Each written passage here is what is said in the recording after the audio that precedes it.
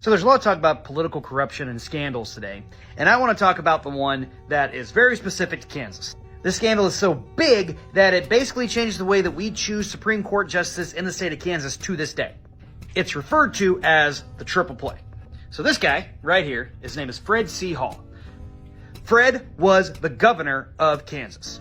He was an attorney, he grew up in Dodge City, he's from Dodge City, he started as a lieutenant governor, and he is going to be one of the first political candidates in Kansas to make use of television.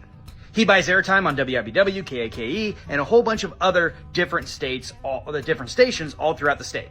And he uses that to excoriate fellow members of the Republican Party that he does not agree with, specifically on spending for schools and prisons.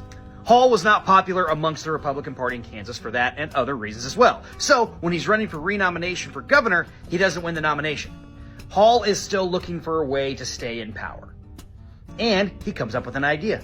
He has a friend who is the Chief Justice of the Supreme Court. His name is Walter G. Thiel. Walter is old, he's not doing well, he's sick, and he's really concerned that if he retires during the next governor's term, who is going to be Robert Docking, that a Democrat will be appointed to the court and not a Republican. So Hall, working with Thiel, comes up with a plan. Hall has his lieutenant governor, John McCuse, driven to Topeka from the hospital in Newton, where he was sick himself, so they can execute the triple play. Hall, as soon as McCuse arrives, resigns as the governor of Kansas, thus making McCuse the governor of the state of Kansas. Thiel then resigns his seat on the Supreme Court, and McCuse then appoints Hall to the Supreme Court. The triple play. This enraged Kansans because, these three guys just basically swapped some of the most powerful positions in Kansas government without any input from the people. And because of that, Kansas adopts the Missouri plan for how we select our Supreme Court justices today.